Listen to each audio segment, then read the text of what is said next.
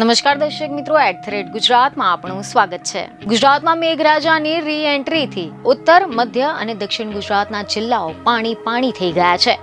ગુજરાતમાં 3 system active થતા ચારે તરફ વરસાદી માહોલ જામ્યો છે।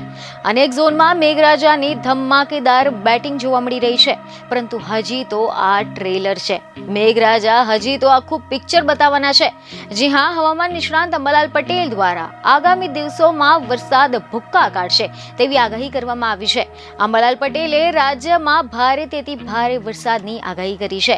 મીડિયા રિપોર્ટ અનુસાર એવી માહિતી મળી રહી છે કે હવામાન નિષ્ણાંત અંબાલાલ પટેલે આગાહી કરતા જણાવ્યું છે કે રાજ્યમાં હાલમાં 1 થી લઈને 3 ઇંચ વરસાદની શક્યતા છે। રાજ્યમાં 28મી ઓગસ્ટ સુધી વરસાદ રહેશે। દક્ષિણ ગુજરાતના સુરત, આહવા, ડાંગ, વલસાડમાં અતિ ભારે વરસાદની આગાહી છે, જ્યારે સૌરાષ્ટ્ર, ભાવનગર, અમરેલી, બોટાદમાં ભારે વરસાદ આવી શકે છે।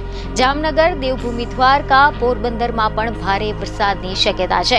આ સિવાય કચ્છમાં ભારેથી ભારે વરસાદ આવી શકે છે। આ ઉપરાંત રાજકોટ, ચોટીલા, થાન અને આસપાસના વિસ્તારોમાં પણ ભારે વરસાદની આગાહી કરવામાં આવી છે।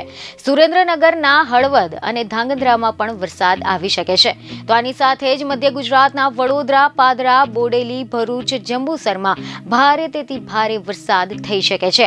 પંચમહાલ, દાહોદ, લીમખેડા, સાબરકાંઠામાં પણ ભારેથી ભારે વરસાદની આગાહી કરવામાં આવી છે। તો ઉત્તર ગુજરાતમાં ભારેથી ભારે વરસાદ થઈ શકે છે। ભારે વરસાદથી ગુજરાતની નદીઓમાં પણ પૂર આવવાની શક્યતા રહેશે।